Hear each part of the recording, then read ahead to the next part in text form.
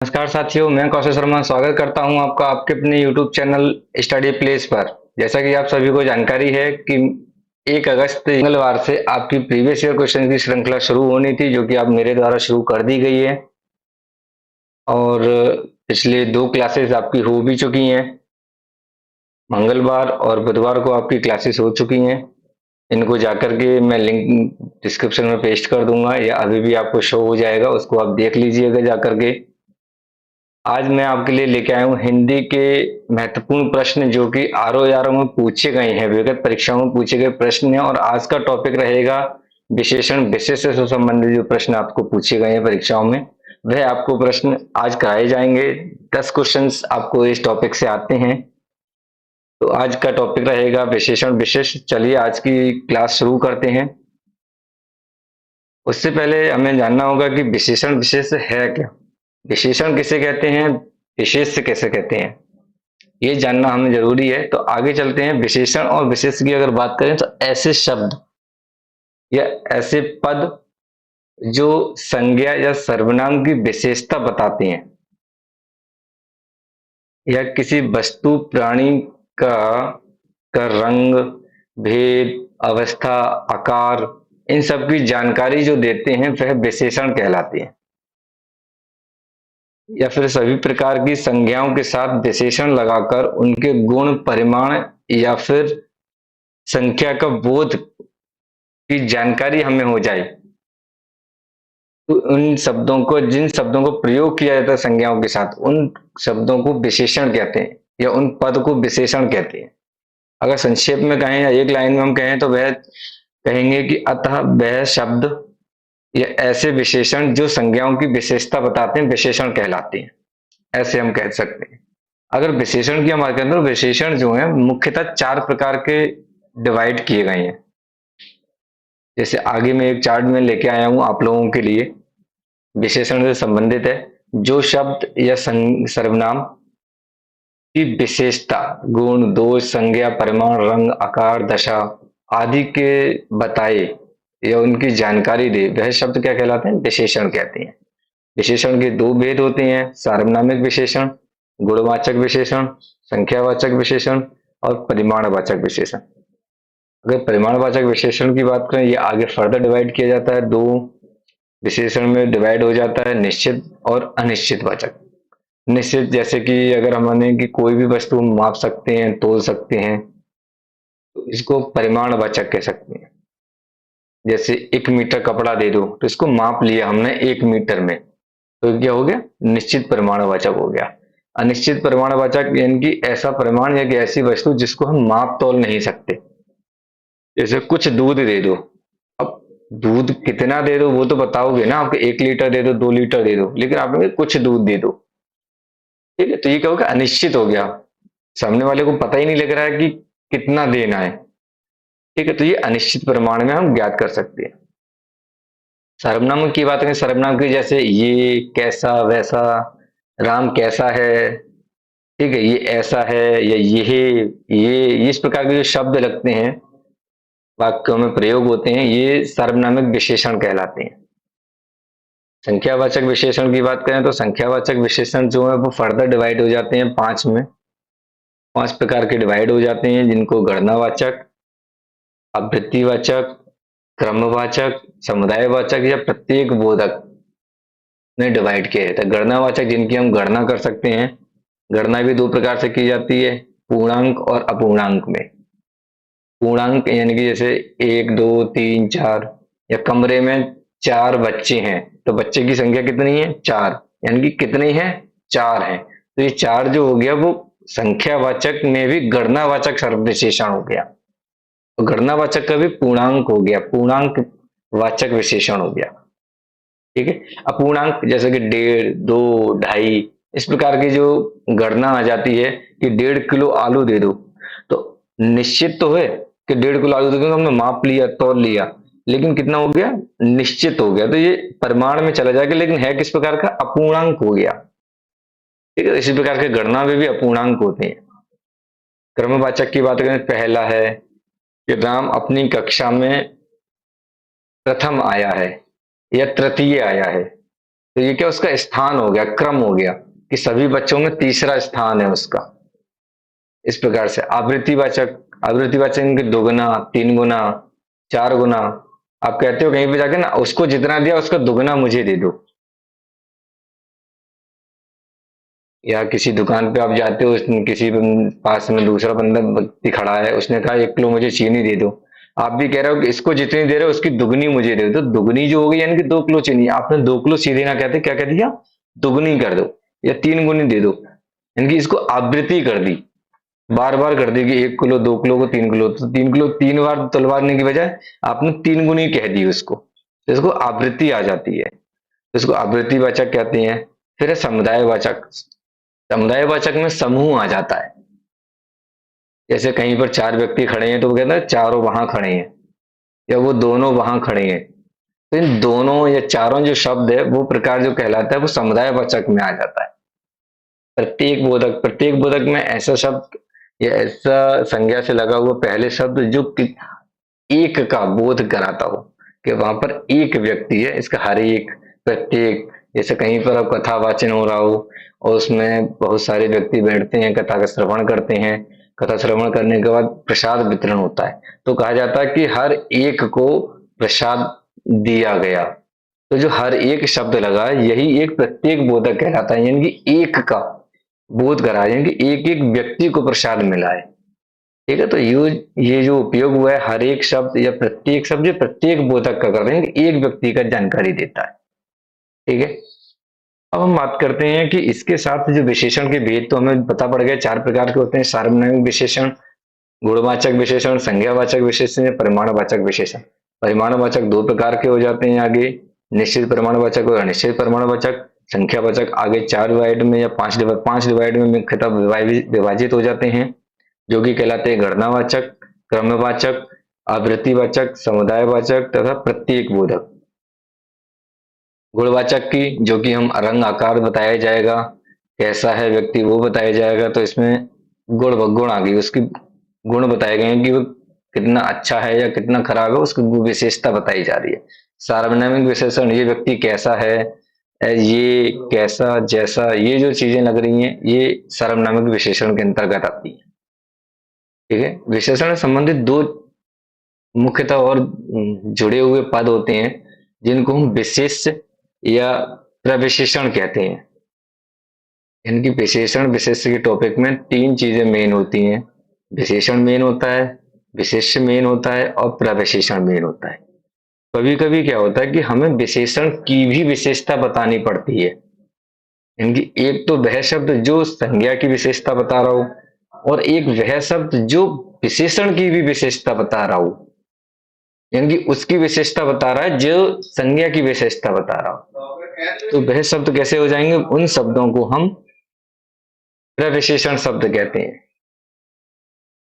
यहाँ पर जैसे विशेषता जिस शब्द के द्वारा बताई जा रही है संज्ञा या सर्वनाम की, तो संज्ञा और सर्वनाम को हम यहाँ पर प्रयुक्त तो संज्ञा सर्वनाम के नाम से कहते हैं, लेकिन इसका एक दूसरा नाम दिया जाता है जिसको विशेष्य कहते हैं, यानी कि वह शब्द या वह विशेषण शब्द जो जिस संज्ञा या सर्वनाम की विशेषता बताते हैं, तो विशेषण और जो सर्वनाम या संज्ञा हुए उनको विशेष्य कहेंगे हम।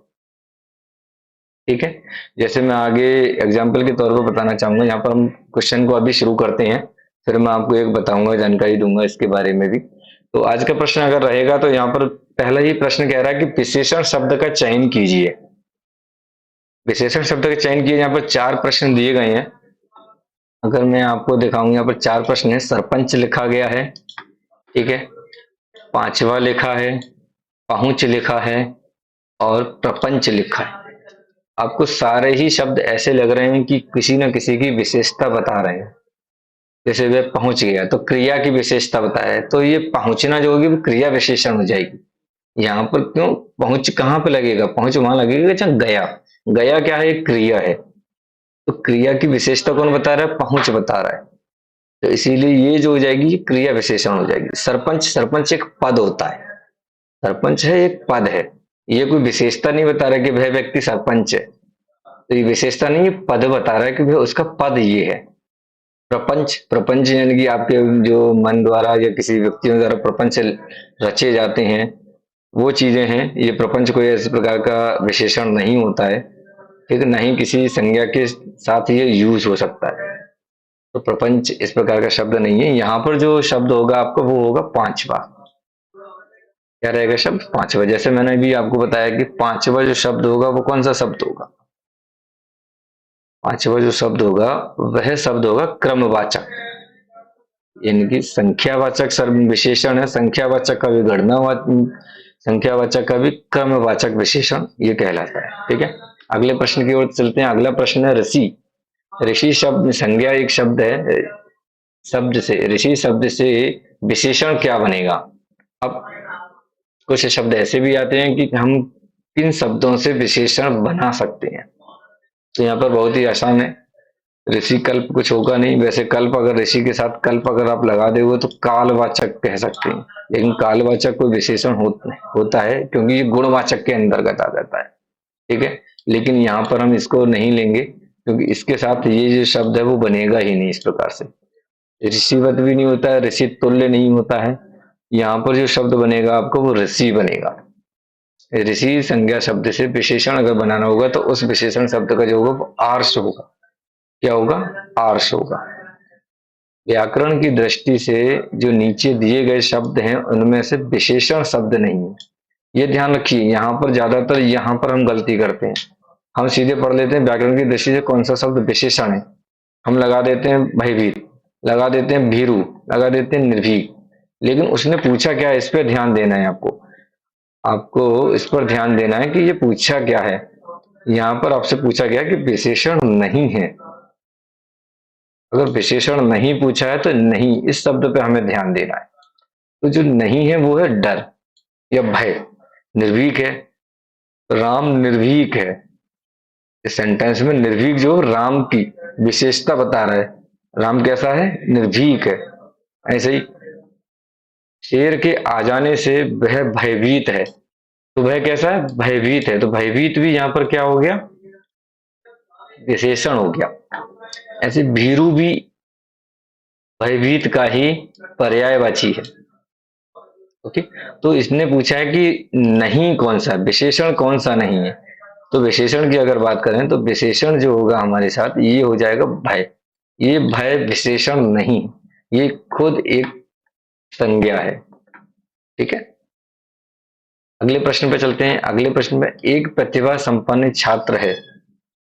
ये एक शब्द दिया गया है आपको कि एक प्रतिभा संपन्न जो छात्र है उसका विशेषण क्या होगा। बताइए इस प्रश्न का आंसर। चतुर होगा, कुशल होगा, अध्ययनशील होगा या मेधावी होगा?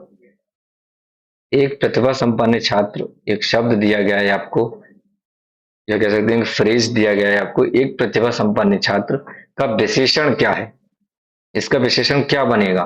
कुशल बनेगा। प्रतिभा संपन्न छात्र वो कुशल होता है, चतुर होता है, अध्ययनशील होता है या मेधावी होता है?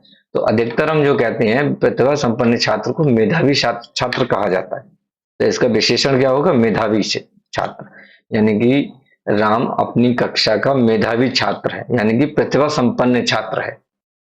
ठीक है, चतुर नहीं है, चतुराई उसकी एक, चतुरता उसकी एक मन की क्रिया कह सकते हैं। ठीक है, कुशलता उसकी एक, कुशलता होती तो एक अलग चीज हो जाती है। यहाँ पर अध्ययनशील भी नहीं है, अध्ययनशील तो सारे बच्चे हैं कक्षा में, अध्ययनशील तो सारे ही बच्चे हैं।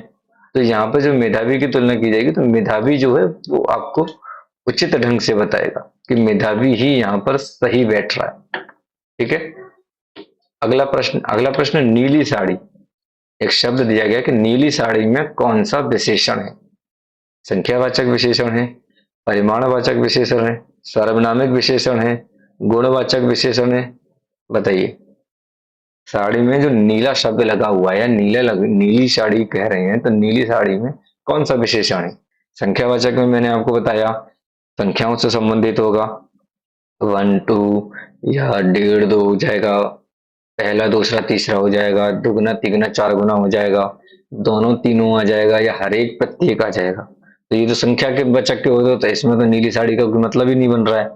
अगर दूसरा ऑप्शन देखें परिमाणवाचक, तो परिमाणवाचक में मैंने आपको बताया निश्चित होते हैं और अनिश्चित होते हैं। निश्चित जो होता है 1 किलो दे दो, 2 किलो दे दो, 3 किलोमीटर ने 3 मीटर कपड़ा दे दो। इस प्रकार से जो शब्द होती हैं ये मापना तोलना कहलाता है।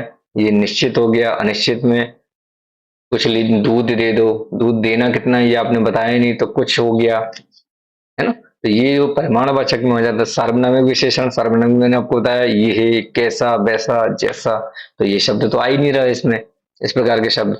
तो ये जो होगा ये गुण होगा। जो साड़ी की विशेषता तो बताई जा रही है लेकिन कैसी है, नीली साड़ी है, ठीक है। तो इसमें साड़ी की गुण बताया जा रहा है कि काली साड़ी, रंग है, आकार है, ठीक है, अवस्था है, ये जो जानकारी दी जाती है ये गुण के द्वारा दी जाती है। तो ये क्या हो जाएगा, गुणवाचक विशेषण हो जाएगा, ठीक है। अगला प्रश्न में है बड़ा घर, छोटा आदमी, नीला वस्त्र। ये 3 शब्द आपको दिए गए हैं और तीनों में एक साइन भी लगाया है मैंने। इन तीनों में विशेष शब्द कौन कौन से हैं, तीनों में विशेष शब्द कौन कौन से हैं। जैसे कि पहले ही मैंने वीडियो के प्रारंभ में आपको बताया कि जो विशेषण है, विशेषण और विशेष, विशेष विशेषण में 3 शब्द मेन होते हैं। कौन कौन से, विशेषण खुद मेन होता है, विशेष मेन होता है और प्रविशेषण। ये पूरे टॉपिक में 3 ही शब्द मेन है और इन्हीं पर ही पूरी कहानी घूमती रहती है। तो आपको रिक्वेस्ट करना चाहूंगा इस जो वीडियो है, वीडियो को लाइक करते चलें, शेयर करते चलें, ज्यादा से ज्यादा लोगों तक शेयर करें। अगर नए हैं इस चैनल पर तो इसको सब्सक्राइब भी जरूर करें और बेल आइकन को दबाना ना भूलें। तो बताइए इस प्रश्न का आंसर क्या रहेगा, नीला या छोटा, बड़ा छोटा, घर, आदमी, वस्त्र, छोटा या नीला। आंसर कीजिए, जल्दी आंसर कीजिए, क्या होगा इसका आंसर। विशेष मैंने आपको बताया कि विशेष वह जिनकी विशेषता बताई जाती है विशेषण के द्वारा, वह विशिष्ट कहलाते हैं। अब यहां पर देख लीजिए कि घर की विशेषता कौन बता रहा है, बड़ा शब्द बता रहा है, यानी कि घर कैसा है, बड़ा है, ठीक है। ऐसे आदमी, आदमी की विशेषता कौन बता रहा है, छोटा बता रहा है। तो विशेषता किसकी बताई जा रही है, आदमी की। तो आदमी हो गया, घर हो गया या फिर वस्त्र हो गया, तो ये तीनों ही क्या है, ये तीनों ही हमारे विशेष हो जाएंगे, ठीक है। तो आंसर क्या होगा, सी आंसर होगा इसका, घर, आदमी और वस्त्र। और अगर इसमें पूछ लेता कि विशेषण कौन कौन से हैं, तो विशेषण अगर पूछता तो बड़ा, छोटा और नीला। तो तीनों तो कहीं एक जगह लिखे हुए नहीं है, लेकिन फिर भी अगर हमें विशेषण पूछा था तो हम बताते बड़ा, छोटा और नीला। ओके, अगले प्रश्न की ओर बढ़ते हैं, विशेष शब्द क्या है। यहाँ पर देखिए, विशेष शब्द जो अभी हम पिछले ही प्रश्न में करके आए हैं कि विशेष क्या होता है, मैंने आपको बताया भी था, वीडियो के स्टार्टिंग में बताया था कि विशेष वह शब्द होते हैं जिनकी विशेषता बताई जाती है या जिसकी विशेषता विशेषण से प्रकट की जाती है, वे विशेष कहलाते हैं। तो इस शब्द में बताइए कि विशेष क्या है। रामलला, लला की कोई विशेषता तो बताई नहीं जा रही है, राम, रामलला तो एक शब्द हो गया। रमापति, पति की विशेषता नहीं है ना, रमापति, रमापति तो एक बहुब्रीहि ब्रांच आप कह सकते हैं कि इसमें समास होगा। सीताराम, सीताराम एक स्त्री और पुरुष हो गया, अगर देखें लिंग के आधार पर तो विपरीत हो गए, ठीक है। तो इसमें जो आंसर हो जाएगा वो हो जाएगा बुद्धिमती स्त्री, क्योंकि यहाँ पर स्त्री की विशेषता बुद्धिमती से बताई जा रही है, यानी कि स्त्री कैसी है, तो स्त्री जो है वो बुद्धिमती है, ठीक है, बुद्धिमान है। ओके, तो यहाँ पर जो आंसर होगा वो हो जाएगा हमारा बी, बुद्धिमती स्त्री। अगला प्रश्न, अगला प्रश्न है विशेषण विशेष युग्म, जो नीचे युग्म दिए गए हैं इनमें विशेषण विशेष युग्म का एक गलत है, तो गलत क्या होगा। आंसर दीजिए, सर्वसुलभ, कर्मनिष्ठ, ताजी रोटी, भाव बहल। अब देखो सभी में आपको एक जैसे ही दिखाई दे रहे हैं। सुलभ सभी के लिए सर्वसुलभ है, कर्मनिष्ठ, ठीक है, ताजी रोटी, भाव विवल, बेहबल। तो इसमें जो आंसर अगर लगाना चाहेंगे तो ये जो तीनों हैं ये सही है, ये भी सही है, ये भी सही है और ये भी सही है, ये तीनों ही युग में सही हैं। अगर आंसर हम करेंगे तो ये करेंगे ताजी रोटी, आंसर होगा ताजी रोटी, गलत है, ठीक है। अगला प्रश्न की ओर चलते हैं। तो अगला प्रश्न कह रहा है आपसे कि परिमाणवाचक क्रिया विशेषण क्रिया विशेषण क्या होगा। अब यहाँ से क्रिया से संबंधित है, मैंने स्टार्टिंग में भी एक बताया था क्रिया विशेषण कौन है। ठीक है, तो परिमाणवाचक क्रिया विशेषण क्या होगा। वह बहुत थक गया है, वह अभी अभी गया है, वह अंदर बैठा है, या भली भांति नाच लेता है। तो नाच लेता है, भली भांति जो है वो कोई विशेषण नहीं होता है। अंदर बैठा है, बैठा कहाँ है, अंदर, तो ये क्रिया विशेषण नहीं होगा, क्योंकि अंदर क्या है, एक अवस्था है और क्रिया से संबंधित नहीं होती है, बैठने की अवस्था है ये तो। अभी अभी गया है, ये भी विशेषण नहीं है। विशेषण यहाँ पर ये शब्द आते हैं कि वह थक गया है। थकना क्या है, क्रिया है, और कितना थक गया है, बहुत थक गया है। ठीक है, तो ये परिमाण वाचक से संबंधित है। सारे हैं, अभी अभी कोई परिमाण नहीं है, अंदर यानी कि अंदर की अवस्था बता रही है, तो ये गुणवाचक हो जाएगा। भली भांति है, ठीक, भली भांति नजर का अच्छा खासा नाच लेता है, ये भी गुण में आ जाएगा। परिमाण की बात करें तो परिमाणवाचक जो है वो बहुत थक गया है। ठीक है, तो यहाँ पर इसका जो आंसर हम करेंगे तो ये आंसर होगा परिमाणवाचक से संबंधित, कि वह बहुत थक गया है। अगला प्रश्न देखते हैं, और अगला और आज का लास्ट प्रश्न रहेगा, ये विशेष पद बताइए कि अनुरागी, अनादृत, अग्नि और अपमानित में कौन सा विशेष शब्द है। विशेष से क्या कहेंगे, विशेष से शब्द मैंने आपको बताया। तो अपमानित, इसकी कोई विशेषता बताई नहीं जा सकती, ये खुद अपमानित हो गया है, या राम अपमानित हो गए हैं। तो अपमानित खुद एक विशेषण शब्द है, किसकी विशेषता बता रहे हैं, राम की, क्या हो गए हैं, अपमानित हो गए हैं। ऐसे अनुरागी, ऐसे ही अनादृत। लेकिन अग्नि जो शब्द है, अगर हम अग्नि शब्द की बात करें तो अग्नि ये शब्द है, यही शब्द हमारा बताता है ये एक संज्ञा है। क्या है, एक संज्ञा शब्द, तो इसी की ही विशेषता बताई जा सकती। तो आज के लिए इतना ही। मैं आपसे यही कहना चाहूंगा कि ज्यादा से ज्यादा इस क्लास को शेयर करें, सब्सक्राइब करें, और लाइक का बटन दबाना ना भूलें। और जानकारी देने दो, ये जो आज मैंने 10 क्वेश्चंस कराए हैं, ये सारे के सारे क्वेश्चन प्रीवियस ईयर क्वेश्चंस हैं और आए हुए क्वेश्चंस हैं। R O A R O में ही प्री में आए हुए सारे क्वेश्चंस थे जो मैंने आज आपको करवाए हैं। ठीक है, तो आज के लिए इतना ही। बहुत बहुत धन्यवाद।